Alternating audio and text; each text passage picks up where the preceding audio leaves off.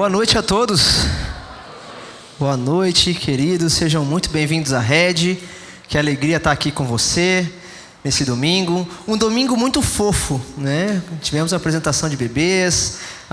Também podemos celebrar, né, com a notícia do nascimento das bebês do Felipe. Então isso é um motivo de muita alegria para nós. Então, se você está vindo pela Red pela primeira vez, saiba que você é muito bem-vindo aqui em nosso meio. Para quem não me conhece, sou o Arthur. Eu faço parte da equipe pastoral da Red, cuidando de forma especial ali, trabalhando de forma direta com o Pulse, que é um ministério de nova geração aqui da nossa igreja. Então a gente está muito feliz e hoje é uma alegria muito grande poder compartilhar um pouco da palavra de Deus com você, conversar algumas coisas sobre esse tema, chegando atrasado. E um tema bem interessante, porque parece que essa afirmação se transformou num adjetivo na vida de muitos. Se transformou, até faz parte agora da nossa identidade, chegar atrasado. Porque de alguma forma, em algum momento da sua vida, você já chegou atrasado em alguma reunião ou algo importante. Nós vivemos essa realidade e parece que o tempo não desacelera, ele não para, parece que o nosso tempo hoje é muito curto e por conta disso vivemos essa realidade de viver em cima da hora e na maioria das vezes chegando atrasado. E quando a gente chega atrasado, a gente tem vários mecanismos de justificativa. Eu não sei se você já viveu isso, mas eu vivi muito. Várias vezes quando eu percebi que eu ia chegar atrasado, eu mandava aquela mensagem dizendo: estou saindo, ou estou chegando. Na verdade você nem saiu, nem está pensando em sair, né? Já está realmente atrasado. Outra coisa que acontece muito é: vou dar uma atrasadinha, 5 minutos, e aí esses 5 minutos se transformam em 50 minutos. Não sei se você já viveu isso, mas eu já vivi muitas vezes. E nós somos muito bons de argumento. Quando chega esse momento de atraso, a gente tem justificativa para tudo, né? Já percebeu? A gente tem justificativa para tudo e várias coisas realmente acontecem. Por exemplo, né, uma falta de planejamento da nossa parte faz com que a gente chegue atrasado. O trânsito faz com que a gente chegue atrasado. Quantas vezes você não pediu um Uber e aí o Uber cancelou e você teve que se atrasar para o seu compromisso? Isso acontece, né, de forma recorrente. Ou até mesmo você que depende de transporte coletivo acaba, estava todo dia ali no horário certinho e o ônibus atrasa, então você acaba sofrendo com isso, engarrafamento e muitas outras coisas. Mas também nós nos atrasamos por preguiça, procrastinação, a gente vai enrolando e vai atrasando, ou até mesmo uma má gestão do nosso tempo, falta de prioridade, desorganização, e aí a gente acaba chegando realmente atrasado em muitas áreas da nossa vida. Chegamos atrasados no trabalho, chegamos atrasados numa reunião muito importante, a gente chega atrasado na escola, na faculdade. Quem aqui já não viu ou leu aquela notícia de alguém que chegou atrasado no Enem? É um desespero chegar atrasado no Enem. Para quem viveu essa situação, é uma situação horrível. Outra coisa, quem aqui que já é casado não ficou com o coração apertado com o atraso da noiva no dia do casamento? Será que ela vem mesmo? E aquele desespero. Outra coisa que você pode ter vivido com atrasos é um compromisso que você fez, ou um encontro que você tem, até mesmo um show que você vai, que atrasou. Isso vai gerando realmente muitas angústias no nosso coração. Por exemplo, se você chega atrasado no voo, já era, parceiro, você ficou, né? Não tem como ajustar. E uma das coisas que eu tenho percebido que durante o culto da manhã da Red, se você já veio no culto da manhã da Red, você sabe muito bem disso. O horário do culto, gente, não é mais 10h30, é 9 da manhã. Você chegou depois desse horário, você já ficou sem lugar já. Você pode sentar lá fora, na árvore, né? Pode sentar em vários lugares, mas você não vai sentar aqui dentro do culto, sabe? Hoje mesmo, minha esposa chegou: ai amor, mas eu cheguei 10 horas. Eu falei assim: infelizmente chegou atrasada, sabe? Infelizmente chegou atrasada. E realmente está acontecendo isso. Por quê? Porque nós temos essa ânsia de querer controlar o tempo. E quando a gente se depara com essa realidade que nós não temos o poder, a gente chega atrasado. A gente está atrasado. E aí bate o desespero. A gente liga o alerta de atenção. E aí quando a gente liga o alerta de atenção, a gente quer correr atrás do tempo perdido. E como que a gente faz isso? Acelerando o carro. Todo mundo está errado. Só eu sou a pessoa certa. né? Ah, velocidade, ah, anda na esquerda, ah, e aquela coisa toda. Só a gente que está certo, né? E a gente vai colocando culpa nos outros, vai culpando os outros e lamentamos o tempo perdido depois. A gente fica com aquele pensamento: se eu pudesse voltar atrás, eu teria feito diferente. Teria saído mais cedo e tinha feito outras coisas, tinha me organizado melhor. Mas eu sei que realmente não tem como a gente voltar atrás, mas tem como, a partir de agora, consertar o nosso futuro, certo? E é isso que Deus quer que nós façamos. Deus nos dá uma excelente oportunidade de consertar isso na nossa vida. Só que hoje eu quero focar em uma área específica da nossa vida. Uma área que eu tenho percebido que ao longo do tempo nós estamos deixando passar diante de nós. Parece que ela está em nossas mãos, mas está escorregando das nossas mãos. Qual área é essa, Arthur? O coração da nova geração. A gente está chegando atrasado no coração da nova geração. A gente está chegando atrasado como família e igreja no coração da nova geração. E eu queria levantar essa preocupação com você. Porque hoje a gente vive num contexto de uma cultura acelerada. Uma cultura que não para. Nós estamos aí em meio à cultura pop. E o que é cultura pop? Cultura pop se refere a costumes, hábitos, crenças, valores que identificam a sociedade.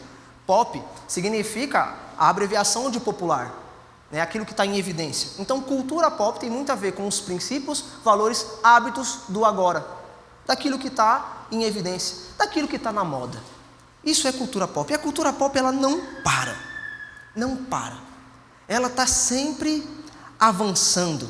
Ela está sempre se atualizando.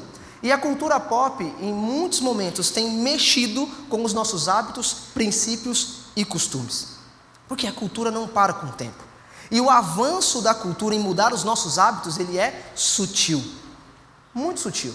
Eu concordo muito com o que Steve Turner diz. Ele diz o seguinte: as coisas que lemos, ouvimos e assistimos por prazer sempre influenciam nossas atitudes, mesmo que não estejamos cientes da mudança. Ou seja, então tudo que lemos, ouvimos e assistimos, porque gostamos, porque nos chama a atenção, de certa forma tem nos levado, tem nos arrastado. E como eu vou explicar isso para você? Vou explicar por meio da síndrome do sapo fervido. Como que isso funciona? Por exemplo, você tem lá um sapo, e aí você tem uma panela, e essa panela com água quente. Você vai pegar o sapo e você vai colocar o sapo na água quente. Só que o sapo, ele não foi feito para estar em água quente. Ele foi feito para viver no lago. No lago, no pântano. E o pântano tem uma temperatura agradável a ele. Se você tira ele do seu habitat e coloca ele numa panela quente, qual que é a primeira reação dele? Ele vai estranhar, ele vai pular, ele não vai ficar. Agora, se você pega o sapo e coloca numa panela com água na mesma temperatura da lagoa, na mesma temperatura do pântano que ele vive, ele vai ficar. Ele vai ficar. E aí você vai lá e acende o fogo. Você liga o fogo. E aí você vai aumentando a temperatura aos poucos. E com isso a temperatura vai mudando. Só que o sapo não percebe. Por quê? Porque ele vai se acostumando aos poucos com a mudança da temperatura da água. E momentos depois, esse sapo, infelizmente, morre cozido. É basicamente isso que acontece com a cultura hoje. A gente está vivendo. Ela vai mudando de forma sutil. Vai mudando. Ela vai aumentando a temperatura. E nós vamos nos acostumando a ela. E aí a gente acha tudo normal. E aí, conforme a cultura vai mudando, os nossos pensamentos vão mudando. Os nossos valores vão mudando. A nossa forma de ver a realidade vai mudando. Os nossos costumes e crenças vão mudando. E uma das coisas hoje que eu lido com nova geração, é que qual que é os pilares da nova geração? Um dos pilares da nova geração é que o homem, ele é a medida de todas as coisas. Ou seja, o homem tem resposta para tudo. E se o homem tem resposta para tudo, então a verdade é relativa. É tudo uma questão de opinião. Então, se a verdade é relativa a uma questão de opinião, então aquilo que eu quero viver no prazer é a minha verdade. Então, com isso, o que eu faço? Vou viver do jeito que eu quiser. Ninguém é de ninguém. Eu não preciso de Deus. Eu não preciso da palavra de Deus. A razão da minha vida é buscar o prazer e o que eu quero. É isso que a gente tem visto hoje na nossa geração. Uma geração que se fechou numa realidade própria. E aí, hoje nós temos visto vozes que estão chegando antes no coração da nova geração. Estão alcançando e conquistando o coração da nova geração. E a gente nem está percebendo isso. Como por exemplo, eu tenho certeza que você não sabe o que o seu filho, ou a sua filha, ou alguém de uma nova geração que é mais novo que você, está ouvindo constantemente. Porque hoje o fone de ouvido já se transformou numa parte do corpo da nova geração. Não sei se você já viu. Aonde vai, está com o fone de ouvido. Aí você conversa com a pessoa, ele não tira o fone de ouvido. Mas a gente sabe o que ele está ouvindo? Não. Muito pouco. Sabe, a gente não sabe o que ele está ali, o que ele está alimentando o seu coração, o que está alimentando o seu coração. Outra coisa que a gente não tem como, às vezes, controlar é os tablets e smartphones nas mãos da nova geração, das crianças. Eles passam horas e horas, até dias, num quarto ou em qualquer outro ambiente, assistindo coisas que às vezes nós não temos controle de saber. Estão sendo influenciados. Outra coisa que acontece muito, a gente gosta de ver adolescente e criança com um livro na mão. A gente fala assim, nossa, uau, ele gosta de ler. Só que hoje tem muitas literaturas que são perigosas. Extremamente perigosas. E eu quero mostrar para você um pouco do quadro que a nova geração hoje tem vivido. Como está a nova geração? Ou a nossa geração? Quero mostrar algumas estatísticas para você. Como a nossa geração está. E esses números me assustam muito. Uma das primeiras coisas que eu quero chamar a sua atenção é uma pesquisa da Lifeway que diz o seguinte, que 66% dos jovens de 18 a 22 anos já abandonaram a fé na faculdade, ou vão abandonar. Outro número que me chama muita atenção, que vem do Comitê Gestor de Internet do Brasil, que diz o seguinte, que 78% de crianças de 9 e adolescentes até 17 anos, 78% já são viciados em redes sociais. Outro dado, 33,6%, isso é um dado do Ministério da Saúde, de jovens adolescentes de 13 a 17 anos, eles já experimentaram cigarro, narguilé, vapor ou cigarro eletrônico. E até mesmo estão viciados nisso. Outro dado que me assusta, 30%, isso é o IBGE falando, 30% de adolescentes de 13 a 15 anos já iniciaram a sua vida sexual. Um a cada sete bebês que nascem no Brasil hoje, uma mãe é adolescente. 1 a cada 7 bebês que nascem no Brasil hoje, um deles, a mãe, é adolescente. Outra coisa, hoje 80, no Brasil há 80 casos de abuso infantil por dia. 80 casos por dia de abuso infantil. Outro dado que me chama muita atenção, 63,3%, isso também é o Ministério da Saúde dizendo, que adolescentes de 13 a 17 anos já consomem bebida alcoólica. Outro dado que me chama a atenção, a OMS diz o seguinte, que 8 entre 10 crianças, pré-adolescentes e jovens de 10 a 19 anos sofrem com problemas emocionais. Outro dado, agora da Universidade do Uruguai, que diz que 20% de crianças de 4 a 9 anos, 4 a 9 anos, já tiveram algum contato com pornografia. E o que mais me choca, um dado segundo a Sociedade Brasileira de Pediatria, que diz que de 10 a 19 anos, cerca de 1.000 crianças e adolescentes se suicidam. Hoje, o suicídio é a terceira principal causa de morte entre crianças, adolescentes e jovens. Mas quais são os motivos, Arthur, que fizeram com que a geração chegasse a esse ponto? Vamos lá. Quais os motivos que nos fazem chegar atrasado? Primeiro, falta de tempo. Hoje muitos pais enfrentam realmente demandas excessivas de trabalho, demandas profissionais, que consomem realmente muito do seu tempo. Mas isso tem resultado Isso traz um resultado negativo na vida da nova geração, por quê? Hoje tem se criado uma barreira no tempo de qualidade para com a nova geração.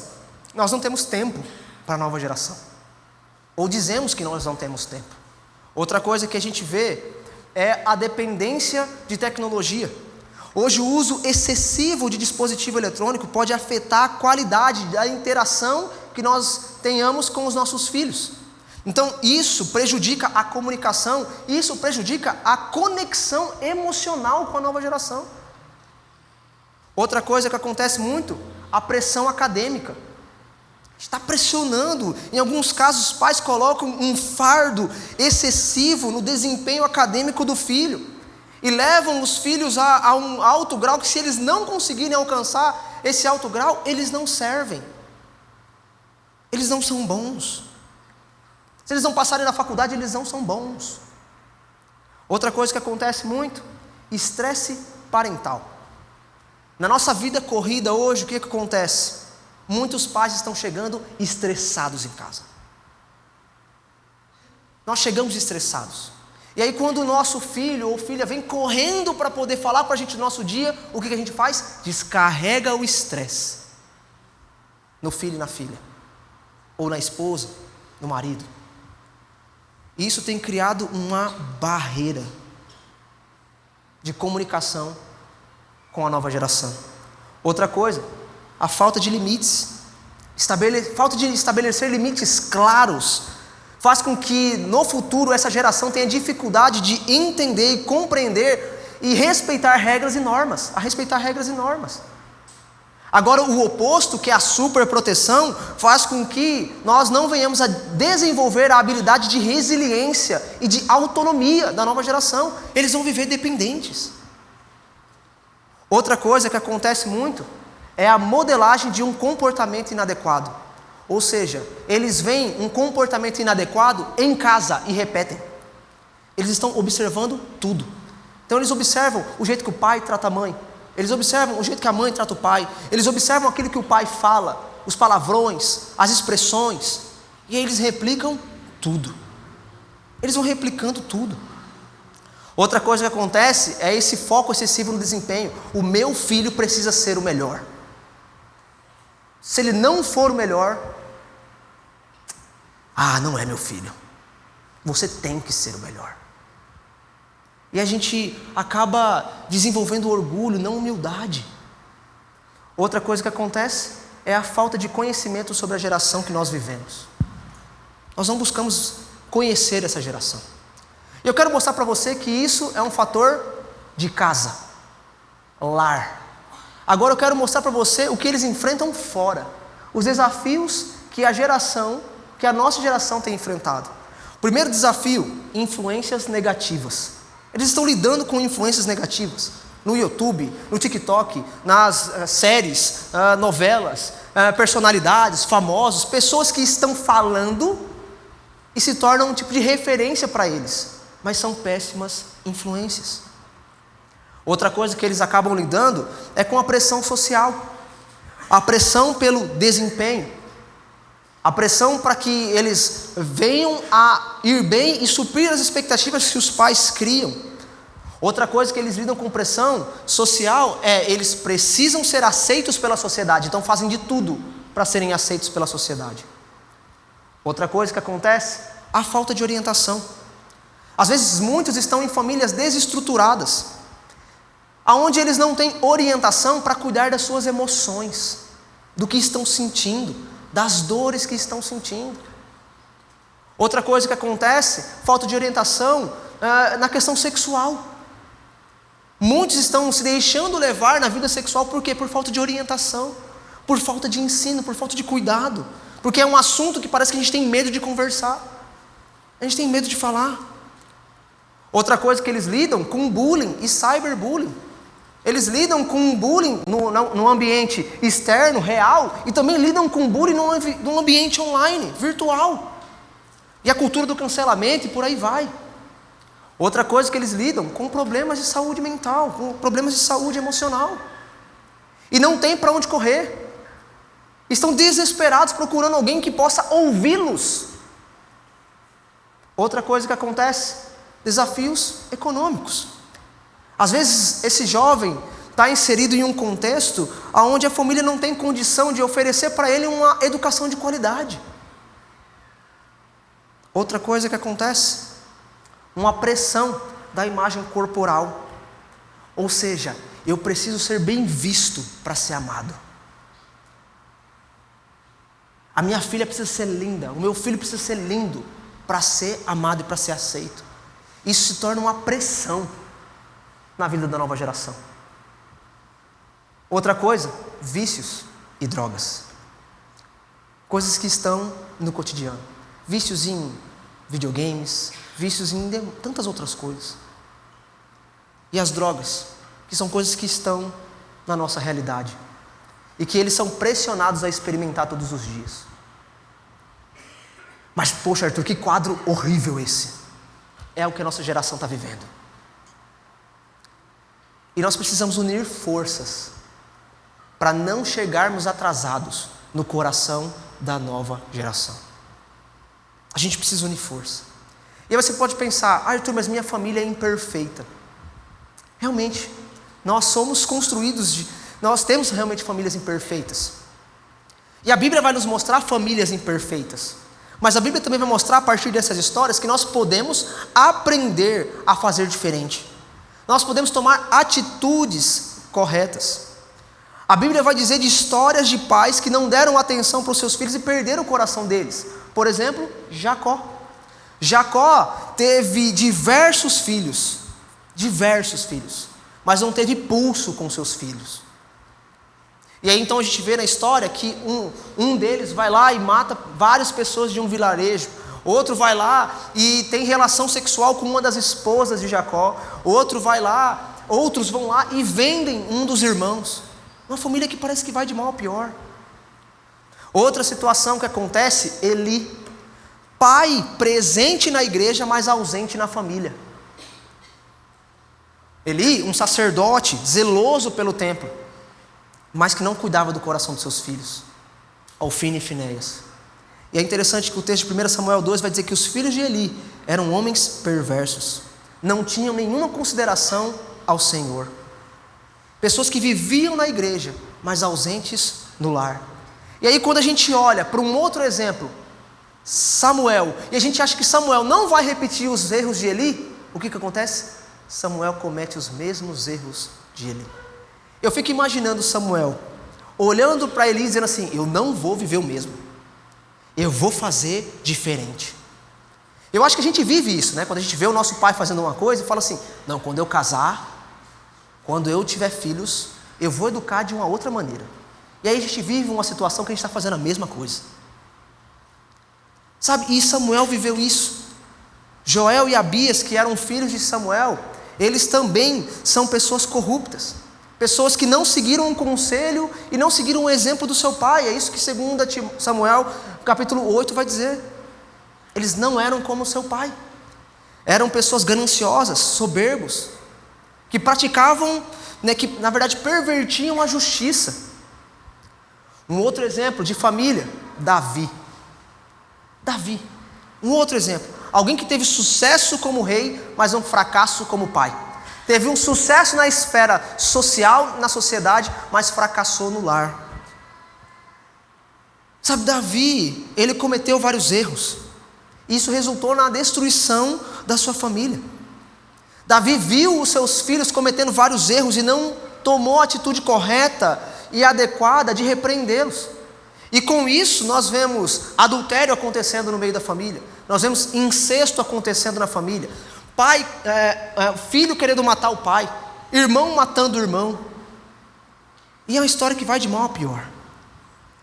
Mas eu sei que você vai parar para pensar assim, poxa Arthur, são histórias realmente pesadas. Eu sei que Deus foi bondoso em atuar e trazer justiça na vida de cada um deles.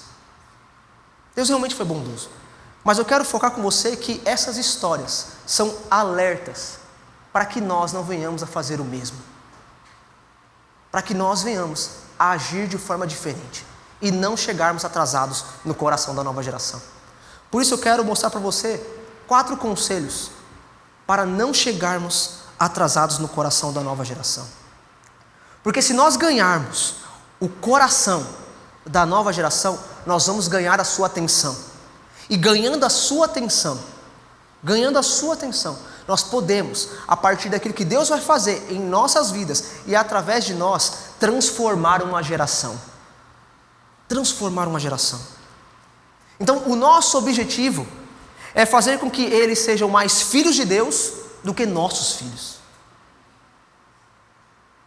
E nós podemos aprender alguns conselhos através da vida de Paulo e da família de Timóteo. Paulo e a família de Timóteo, que se uniram para cuidar do coração de Timóteo, para levar esse jovem a ser um homem íntegro, para ser um homem temente a Deus, um homem de bom testemunho.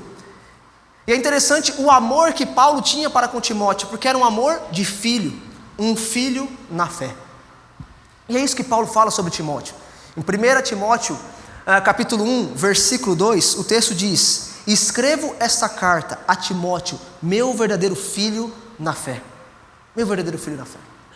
E aí é interessante que Timóteo, 2 Timóteo, capítulo 1, versículo 2, Paulo de novo reafirma o seu amor para com Timóteo, dizendo: escreva essa carta a Timóteo, meu filho amado. Meu filho amado. Logicamente que você precisa entender que Timóteo, ele tinha uma família. Timóteo, ele era filho de pai grego, que era pagão, que decidiu viver como pagão, que não se converteu ao cristianismo. Mas ele tinha uma mãe judia, que se converteu ao cristianismo, assim como a sua avó. E o primeiro contato de Paulo com Timóteo aconteceu na primeira viagem missionária de Paulo, junto com Barnabé. E uma situação totalmente improvável. Uma situação assim que você vai olhar e vai falar assim: meu Deus, eu nunca seguiria essa pessoa. Porque uma das primeiras impressões, ou uma das primeiras coisas que Timóteo viu em Paulo, foi ele sendo apedrejado em Listra. Sendo apedrejado pelo Evangelho.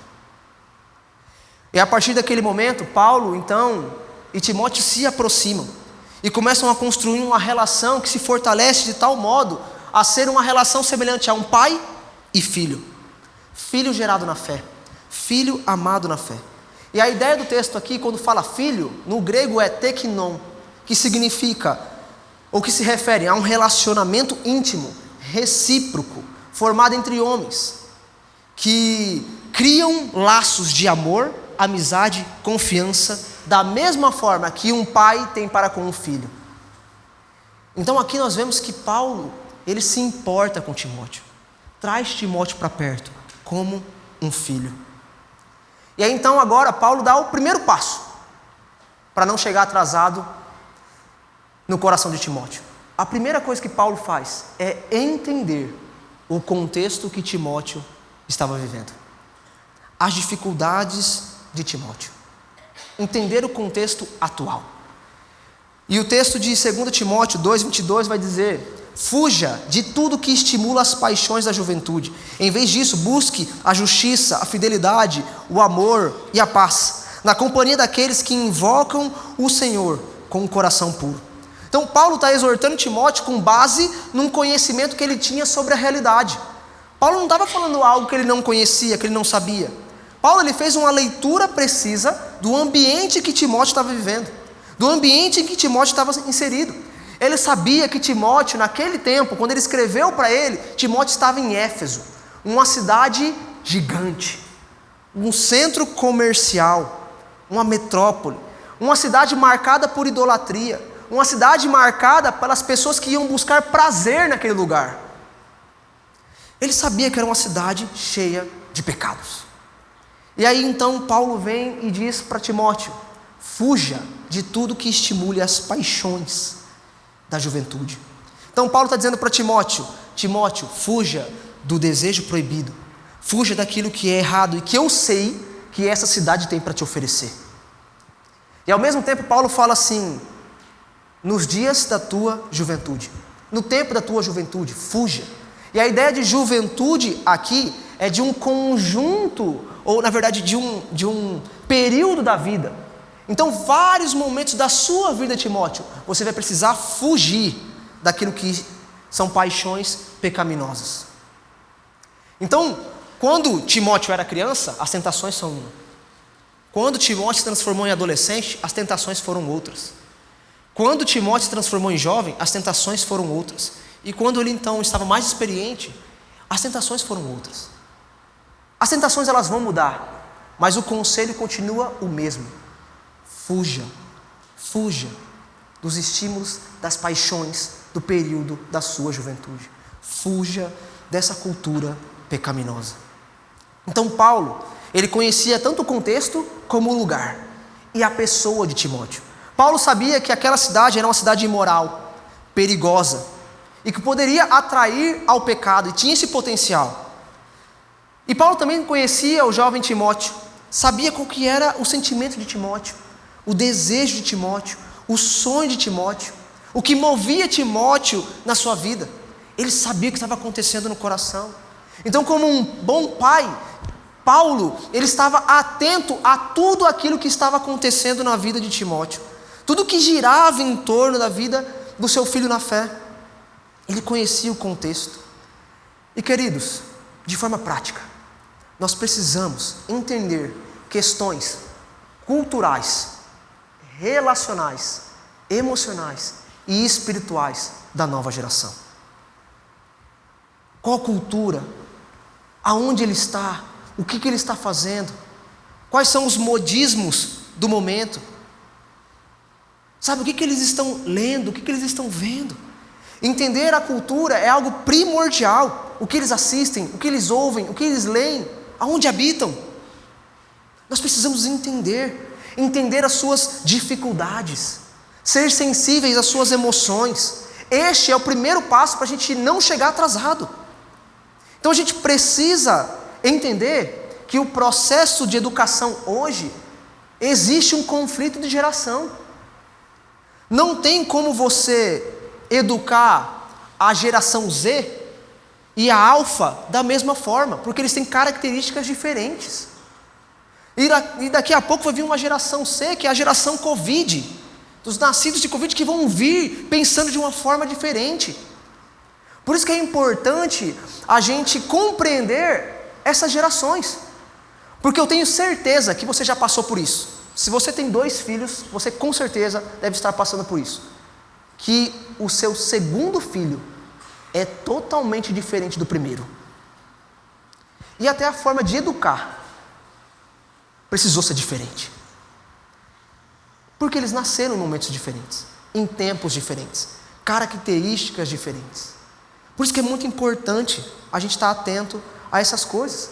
A gente precisa estudar as características dessa geração. Então você precisa gastar tempo, ir lá no seu computador, lá na internet, Googlezinho, e quais as características dos nascidos de 2020 em diante.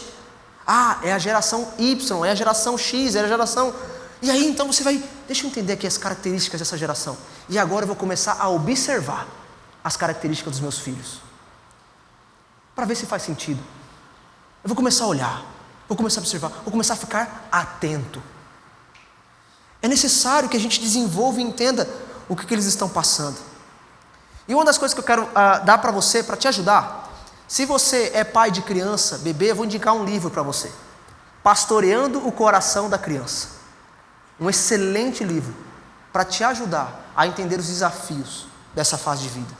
E se agora você está indo para a fase de pré-adolescentes, adolescentes e jovens, a indicação que eu te dou é A Idade da Oportunidade. Livros que são excelentes, que vão poder te ajudar a entender um pouco mais aquilo que a nossa geração está vivendo. Então nós precisamos estar atentos àquilo que eles estão assistindo.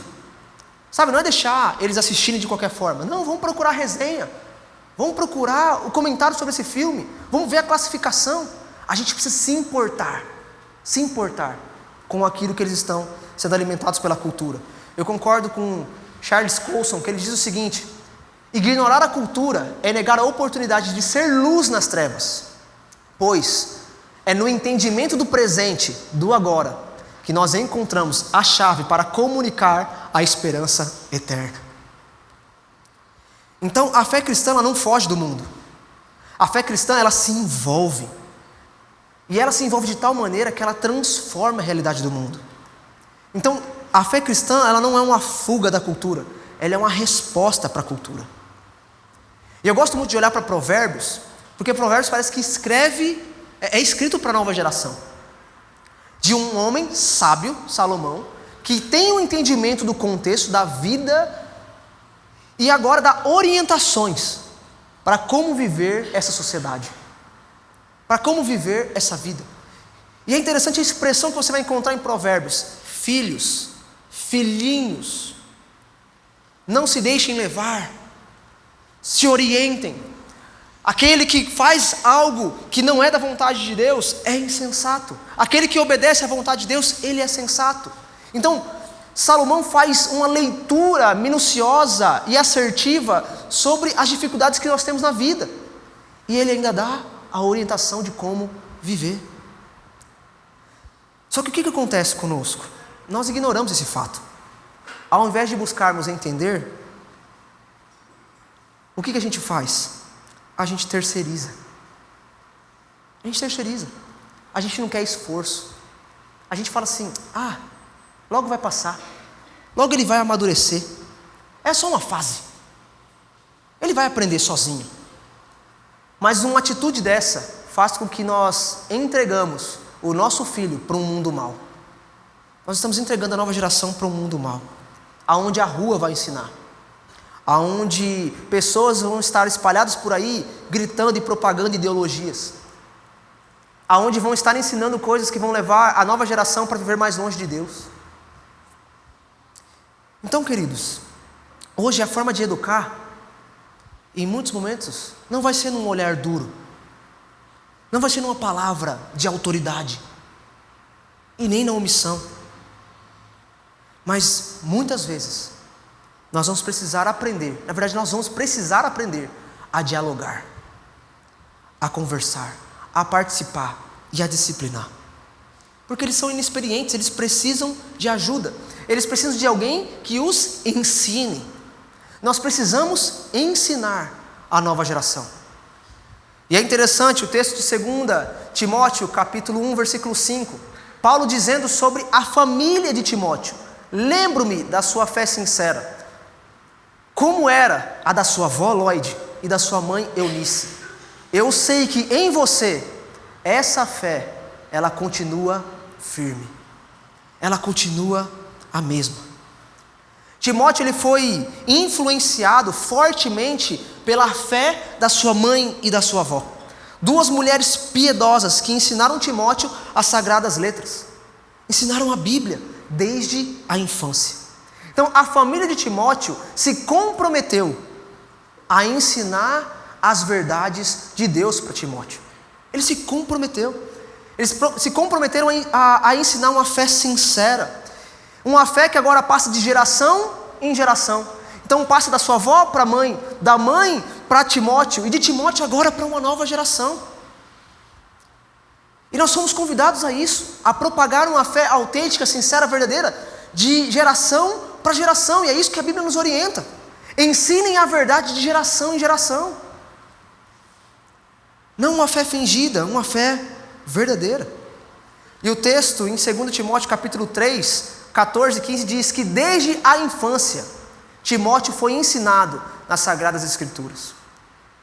Elas, as Sagradas Escrituras, que lhe deram sabedoria para receber a salvação que vem pela fé em Cristo Jesus. Então Timóteo desde criança, desde a infância foi ensinado. É interessante que na cultura judaica, os meninos eles começavam a aprender, a serem instruídos a respeito do Antigo Testamento, do Pentateuco, a partir dos 5 anos de idade.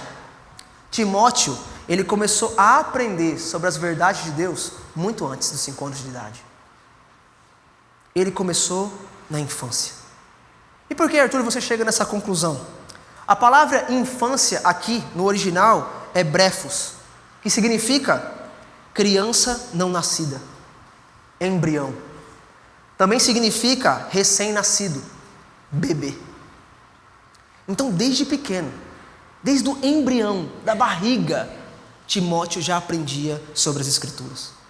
E estudos dizem que bebês hoje no terceiro trimestre, ou seja, nos últimos 3 meses, eles não apenas escutam, como também reconhecem o som da mãe. Eu fico imaginando a mãe de Timóteo, aquele barrigão, né? Lá, aquela coisa toda acariciando, fazendo carinho. E enquanto fazia carinho, ela cantava salmos. Ela recitava versículos. Ela contava a história da redenção. Ela contava o que Jesus havia feito. Ela ensinava a Timóteo dentro da sua barriga. E a gente já viu várias vezes o Tiago contar histórias aqui, que ele chegava lá na barriga da Nath, meu, aquela coisa toda, né? Ai, meu, Jesus, né? Aquela coisa. Me converti tocando piano, sabe? Acho que a Mel já nasceu sabendo a história de conversão do Tiago. Mas só quero pegar um exemplo porque eu acredito que foi isso basicamente que aconteceu. Timóteo foi ensinado desde o embrião, ensinado desde pequeno. E esse conhecimento lhe deu sabedoria para entender melhor a mensagem do Evangelho e a ter a sua vida transformada. Então, ensinar as Escrituras desde a infância pavimenta o caminho para que no futuro ele tenha uma vida transformada, uma vida onde ele encontra Jesus e ele percebe que não há mais sentido longe de Jesus. Por isso que é muito importante a gente plantar a semente, mas cultivar essa semente, podar essa semente para que ela venha dar fruto. Mas esse trabalho não é um trabalho fácil. É um trabalho que exige muita paciência.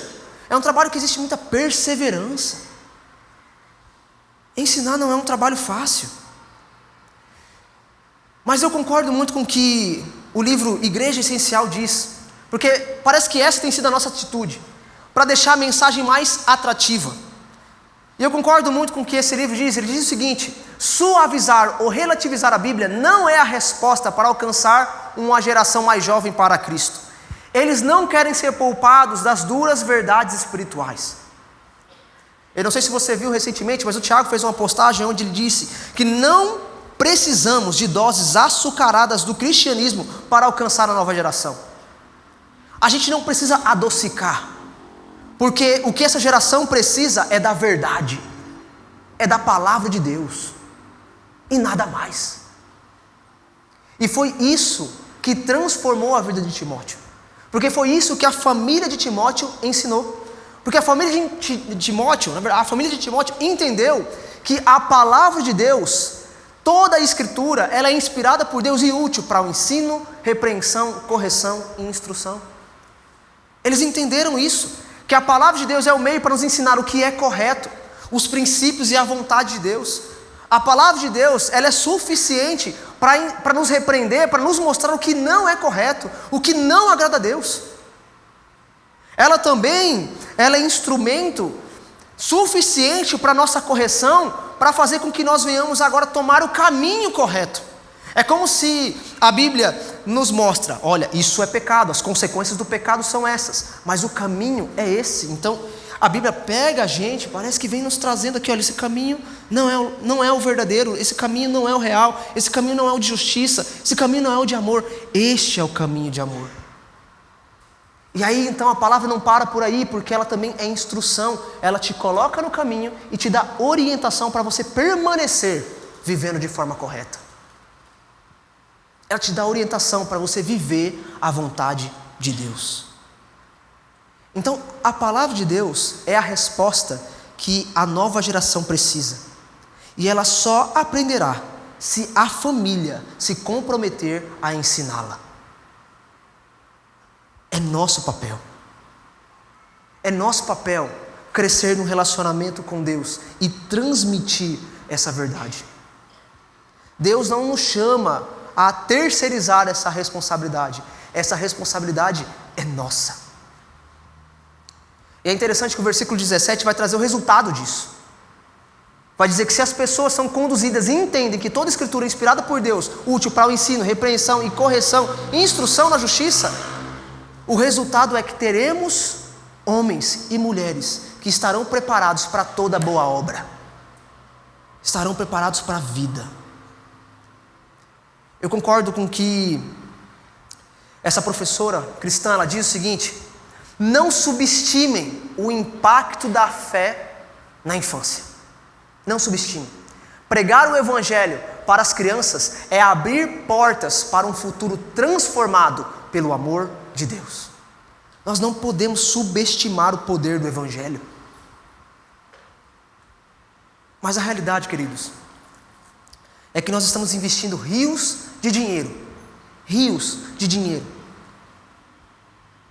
nos nossos filhos para que eles sejam e façam aquilo que a sociedade aceita.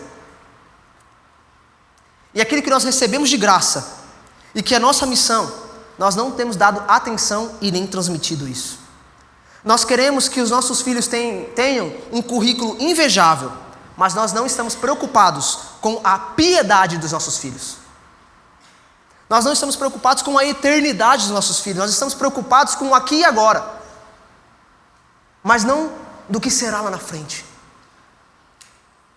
da fé dos nossos filhos e da nova geração. E eu quero te ajudar a mudar esse quadro. E como que a gente pode fazer isso? Vamos voltar para o básico. Cultinho doméstico em casa. Uma vez por semana. Adquira o hábito de leitura bíblica com a sua família, de oração com a sua família. Conte histórias bíblicas antes de dormir. Já contei todas as histórias bíblicas, Arthur, para o meu filho. Vamos lá, tem Crônicas de Nárnia, que são ilustrações do Evangelho. Pega o livro do Peregrino, tantas literaturas cristãs muito boas, para fortalecer a fé da nova geração. Desenvolva um calendário de devocional. Memorize um versículo por semana juntamente com o seu filho, com sua filha. Ajude eles a entender mais a Escritura. Crie um plano de leitura familiar na YouVersion para que toda a sua família leia a Bíblia junto com você. E você possa cobrar, porque você viu que, não leu, então vou cobrar lá. Essa é uma das coisas que a gente tem feito lá nos pré-adolescentes. Eu tenho cobrado dos meus voluntários assim, tragam Bíblia. Tragam Bíblia. Eu quero que os pré-adolescentes olhem para vocês e vejam assim, a Bíblia debaixo do braço. Quanto maior for, melhor. Sabe? Traz Bíblia, raiz, aquela coisa raiz, sabe? Eu falo assim, quando você abrir a sua Bíblia, cara, vai estar sua Bíblia toda rabiscada lá, e ele vai saber que você está tendo contato com a palavra de Deus. E é muito legal porque o exemplo arrasta. E o que está acontecendo? Vários pré-adolescentes estão levando a Bíblia também. Isso muda, transforma. Agora eu vou fazer uma propaganda do Red College, tá bom? Você pode estudar a Bíblia com a sua família. É um sábado por mês, onde tem sala para pré-adolescente, adolescente, jovem, tem sala para casais, tem sala para estudar a Bíblia, sobre teologia. Então é um sábado que toda a sua família pode vir junta a aprender sobre a Bíblia. Isso é investimento. Outra propaganda que eu vou fazer aqui, acampamento. Pulse Camp está chegando, galera.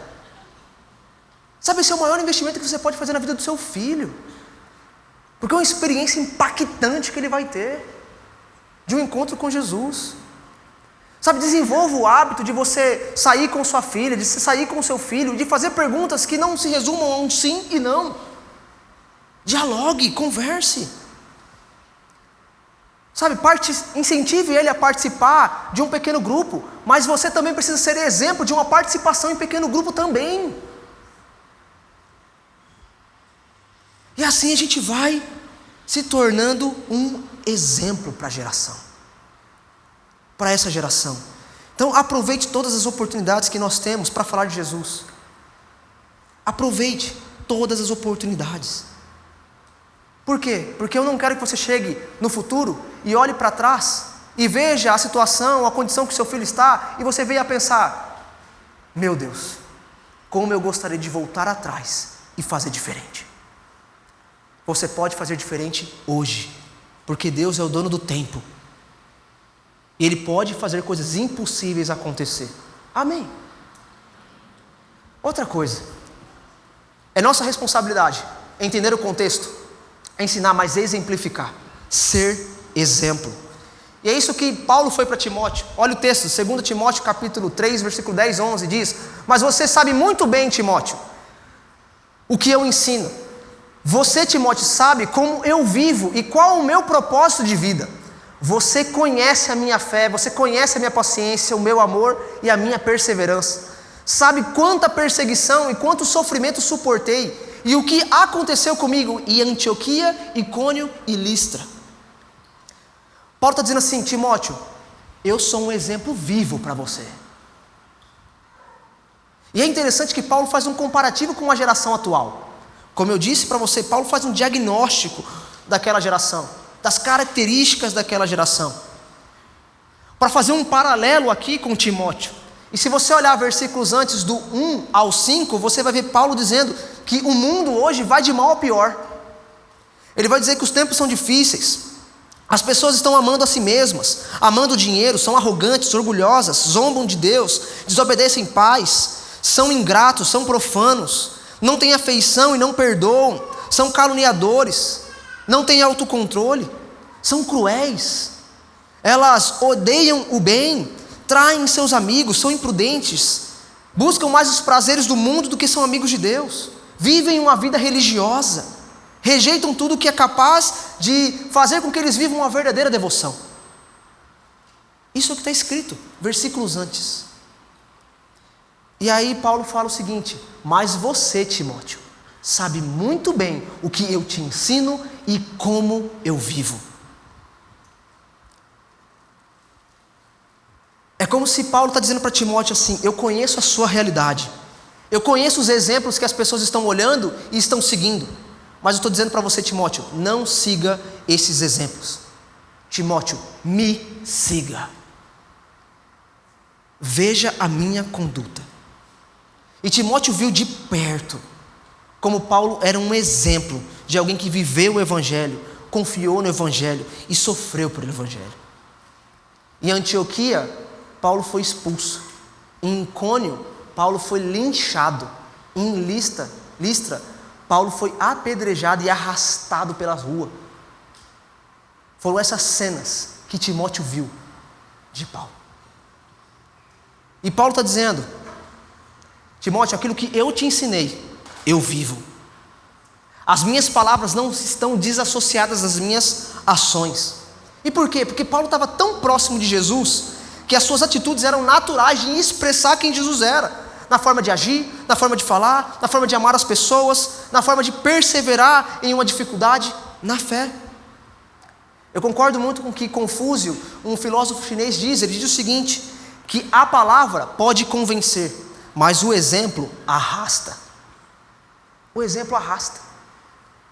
Em 1 Coríntios 11, versículo 1, Paulo vai dizer: sede meus imitadores, assim como eu sou de Cristo.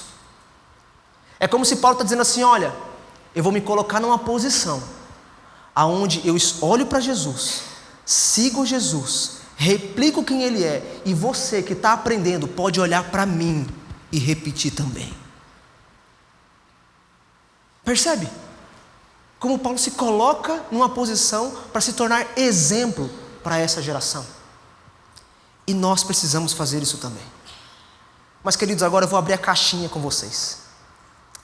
Eu tenho pastoreado pré-adolescentes, adolescentes, jovens, nova geração. E eu tenho ouvido muitas coisas. E eu preciso da ajuda de vocês. E tudo que eu vou mostrar aqui para vocês agora são coisas que os meus voluntários já ouviram. Coisas que eu ouvi em aconselhamentos. E que eu quero mostrar a realidade do que os filhos estão pensando e vendo os seus pais fazerem.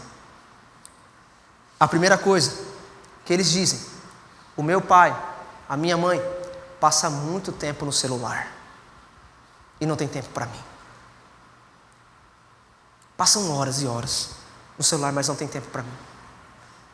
Outra coisa que eu ouço constantemente, meus voluntários ouvem: eu não tenho apoio dos meus pais. Pais que não apoiam os seus filhos, pais que não incentivam os seus filhos, mas que reprimem, repreendem, travam. Outra coisa, Arthur, cara, várias vezes eu já vi o meu pai dizer que coisas de serviço de casa é coisa de mulher. Meu pai não ajuda em nada. Outra situação que nós já ouvimos: pais que desistem dos seus filhos. Meu filho não alcançou o padrão que eu desejava, então eu vou deixar ele. Pais que são ausentes emocionalmente e desistem dos seus filhos. Pais que abandonam o lar e desistem dos seus filhos. E nem imaginam o quanto de consequência isso traz no coração de um filho. Esse é um dos mais pesados agora. Arthur, na igreja, meu pai é totalmente diferente. Minha mãe é totalmente diferente. Na igreja, meu pai me abraça, me beija, diz que me ama, serve. Mas em casa, Arthur,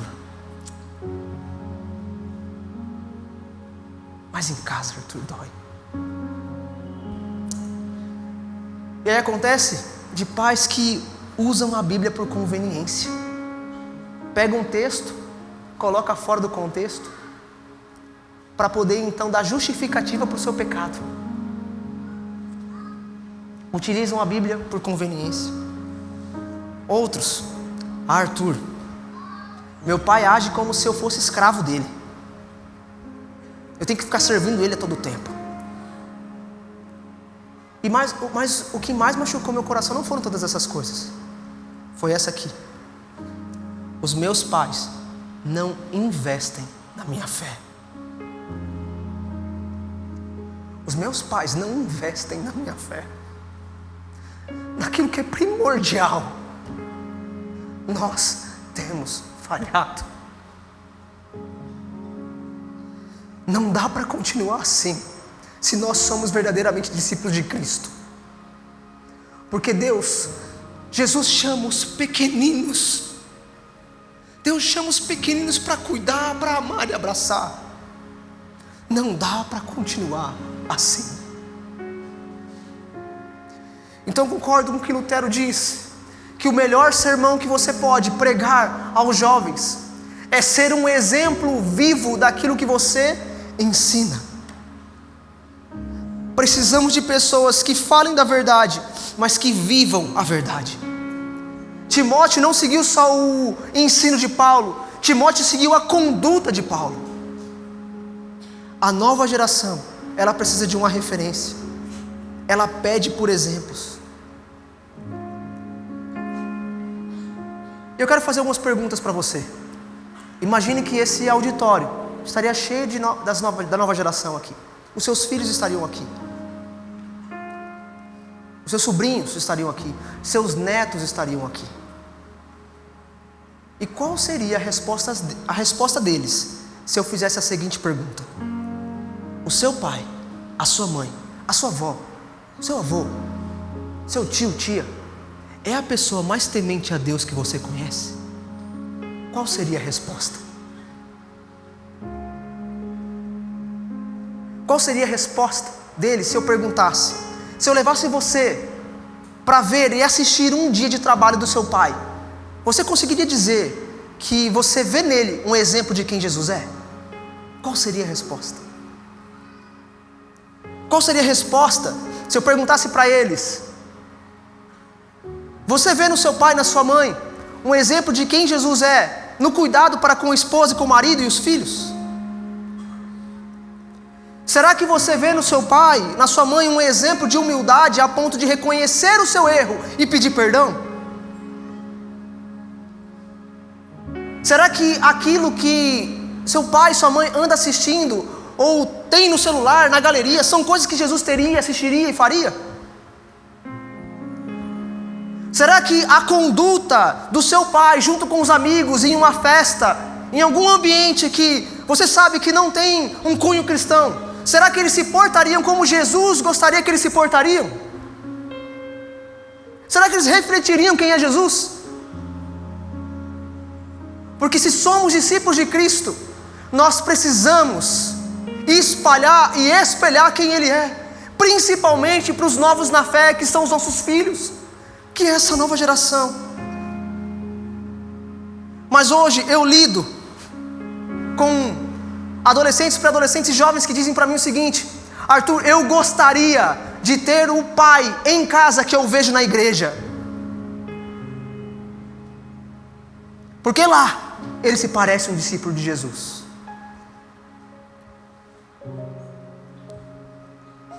Eu lido constantemente aconselhando e tratando filhos que veem pais, mães brigando muito a ponto de agressões verbais e físicas. Eu vejo e lido, trato com filhos que descobrem a traição do pai, da mãe do pai, e eles que precisam trabalhar para a reconciliação da família. Eu lido com filhos que sofrem pelos pecados dos pais e as consequências dos pecados dos pais. Eu lido com jovens que são incentivados pelos pais a desenvolver a sexualidade, a desenvolver a embriaguez e até mesmo o vício. Pais que estão deixando seus filhos irem para o precipício. Eu lido com pais que estão incentivando os filhos a mentir. E a gente está perdendo uma geração pela nossa falta de caráter, pela nossa falta de exemplo. Mas eu quero convidar você a dar um basta nisso. A dar um basta nisso. Chegou a hora de mudar. A Bíblia vai dizer que a nação clama pela manifestação dos filhos de Deus. Essa geração precisa de nós. Os campos estão prontos, só faltam aqueles que vão trabalhar no campo. É nossa responsabilidade fazer agora, no tempo presente, que Deus está nos dando oportunidade, para que no futuro, quando essas mesmas perguntas forem feitas para eles de novo, eles possam dizer: o meu pai, a minha mãe, a minha avó, o meu avô são sim um exemplo de quem Jesus é. A hora é agora. Mas para você, a gente sabe que às vezes a gente precisa entender realmente o contexto. A gente precisa, ensinar, a gente precisa exemplificar, mas a gente precisa aprender a entregar. A entregar. 2 Timóteo, capítulo 4, versículo 22 diz: que o Senhor esteja com o seu espírito e que a graça esteja com todos vocês. Essas são as últimas palavras escritas de Paulo para Timóteo. É como uma oração. Que o Senhor esteja com o seu espírito. Que o Senhor esteja com o seu espírito. É um pedido de Paulo, é como se ele estivesse estendendo a mão dizendo assim: que o Senhor esteja com você. Paulo está entregando Timóteo a Deus. E qual que é a ideia de entregar o seu espírito aqui? A ideia é de que Deus cuide dos seus sentimentos, de que Deus cuide dos seus pensamentos, que Deus auxilie você nas decisões, que Deus alimente a sua alma. E este é um dos momentos finais da vida de Paulo. Ele está encerrando a sua carreira, e ele percebe que a partir daquele momento ele vai estar de mãos atadas, porque Timóteo vai crescer e vai fazer as suas escolhas. E o que ele precisa fazer agora é confiar em Deus em todo o processo. Porque Paulo entendia aquilo que Salmo 127 diz: os filhos são como herança. Eles não são propriedade nossa, eles são propriedade de Deus, que Deus os deu o privilégio de cuidar por um tempo determinado. Eles são herança. Então vai chegar um momento na vida que a sua mão não vai conseguir alcançar. Vai chegar um momento na vida que a sua voz não vai chegar. Vai chegar um momento que você não estará presente. Mas eu quero dizer que o nosso tempo com a nova geração é sim limitado. Mas o tempo de Deus com essa geração é ilimitado. Ele continua. Então Deus, Ele tem a capacidade de alcançar. Deus tem poder para falar e continuar falando. Deus tem poder para estar presente em todo o tempo. E Deus tem poder para salvar até aquele que você acha que é impossível salvar. Esse é o nosso Deus. Eu concordo com o que Susana Wesley diz. Ela diz o seguinte: entregar os nossos filhos a Deus não é apenas um ato de confiança, mas uma expressão de fé que Ele, Deus, os guardará e protegerá em todos os momentos. Susana Wesley é a mãe do John Wesley. E ela tinha um hábito de todas as quintas-feiras à noite, toda quinta-feira à noite, ela orava pelos seus filhos por 2 horas. Todas as quinta-feiras, ela orava por seus filhos 2 horas. E é interessante que no fim da sua vida, John Wesley diz sobre a sua mãe, ele diz o seguinte: aprendi mais sobre o cristianismo com a minha mãe do que com todos os teólogos da Inglaterra. Eu aprendi mais sobre o cristianismo com a minha mãe do que com todos os teólogos da Inglaterra.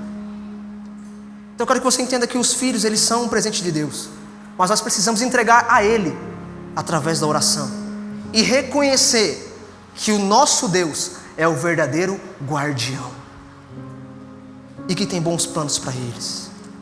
Então nós temos essa missão de orar com eles, de orar por eles, de levá-los à igreja, de corrigir, de disciplinar, de recompensar, de elogiar, de entender, de conversar, de interagir.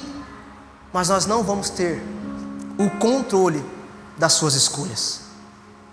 Nós vamos precisar confiar e descansar em Deus, porque Ele sabe de todas as coisas e Ele tem poder para mover a vida dessa geração a viver a boa, agradável e perfeita vontade dEle.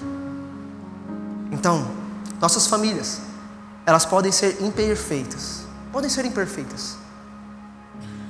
mas elas também são um palco onde a graça de Deus realiza os seus grandes milagres. Então você pode olhar para trás agora e pensar: Arthur, eu não consegui entender o contexto. Arthur, eu não consegui ensinar. Arthur, eu não consegui ser um exemplo. Mas ainda assim você pode entregar e confiar em Deus, que Ele pode. Ele pode. Ele entende o contexto. Ele ensina. Ele exemplifica. Ele cuida. Mas você também pode, a partir de agora, entender o contexto, ensinar e ser exemplo. Não ache que a história se passou, porque a nossa história está na mão do Deus que criou a história e que ainda rege com louvor e soberania. E você pode ser pai, mãe, hoje, e pensar: Arthur, eu preciso recalcular a rota. O que eu convido você é a pedir perdão para Deus, reconhecendo que agora realmente você precisa reajustar algumas coisas, a crer na palavra de Deus, a não buscar métodos por aí, mas buscar um método eterno, o método do Deus imutável. E eu tenho certeza, se você se comprometer num crescimento de relacionamento com Jesus, a sua família será transformada e a família dos seus filhos assim por diante. Então não deixe a responsabilidade de cuidar do coração da nova geração para outra pessoa, porque essa responsabilidade é sua. E para você recém-casado ou que não tem filhos, a construção do seu lar começa agora. Busque melhorar o seu relacionamento com Deus, com a sua esposa, para que vocês possam construir uma base forte, para quando os filhos chegarem, vocês possam saber bem aonde andar, o que fazer e não chegar atrasado. Mas para você que está solteiro e clamando por um relacionamento, eu quero dizer que um dia uma jovem chegou para mim e falou assim: Arthur, eu oro por um namorado, eu peço para Deus me dar um namorado. E eu virei para ela e disse assim: Deus não vai responder a sua oração. Aí ela olhou assim, meio: como assim? Se não vai. Porque o propósito de Deus não é te dar um namorado, Deus quer te dar um marido. Deus não quer te dar uma namorada, Deus quer te dar uma esposa, segundo a vontade dEle, segundo a direção dEle. E se você fizer isso e encontrar alguém assim, saiba que a sua família será construída na rocha. E pode passar o que for, ela vai permanecer. Então, para a gente refletir e praticar, O foco com a nova geração deve ser amá-los. O nosso foco como nova geração deve ser amá-los, na verdade, ensiná-los a amar a Deus e viver para Jesus. Segundo, as gerações elas podem mudar, mas o poder que as transforma continua sendo o mesmo: Deus, Jesus. Em terceiro, em famílias imperfeitas, Deus escreve uma história de redenção, transformando os nossos erros em oportunidades para a sua glória. Amém? Eu posso contar com você nessa missão? Nós precisamos de vocês para essa missão. Eu quero convidar você a dar um passo, a nos ajudar, a ficar de pé e a clamar agora por essa nova geração. Quero convidar você a ficar de pé e vamos orar por essa nova geração. Vamos nos levantar como um exército de Deus em oração, batalhando pelo coração dessa geração, para que eles não se percam, mas para que eles sejam alcançados pela graça e sejam transformados. Eu não sei se você está com seu filho, filha aí perto, não sei se você está com seu irmão, sua irmã aí perto, seu neto ou sua neta, mas se você tiver, abraça ele aí, ore por eles. Eu imagino que agora você deve estar pensando no seu neto, na sua neta, no seu filho, na sua filha, no seu sobrinho, na sua sobrinha, no seu irmão mais novo. E se passa um nome aí na sua cabeça agora, eu quero convidar você a, como igreja, orarmos e nos comprometermos com essa missão de não chegarmos atrasados no coração da nova geração. Vamos orar. Deus, muito obrigado, Pai, pela Tua graça que nos alcançou e que tem nos transformado, Deus. Muito obrigado, Jesus, porque o Senhor continua constante quando nós somos inconstantes. O Senhor continua fiel, mesmo que nós sejamos infiéis. Nos perdoa, Pai, na omissão que muitas vezes nós tivemos de entender a realidade da nova geração, de ensinar, de exemplificar. Nos perdoa, mas nos dá uma oportunidade, Deus, de fazermos diferentes. E nós estamos começando, Deus, entregando a vida desses que nós amamos, porque nós te pedimos, ó Pai, que seja bondoso, que seja misericordioso, que o Senhor com teu poder alcance e transforme e nos ajude, Deus, a ser aquilo que o Senhor nos chama a ser, a tua imagem e semelhança na vida daqueles que estão à nossa volta. Nos ajuda, Pai, a construir uma vida em ti. Nos ajuda, Deus, a construir uma vida no Senhor que replique, que expresse quem o Senhor é e alcance outros jovens, alcance as novas gerações. É isso que nós clamamos ao Senhor, ó Pai.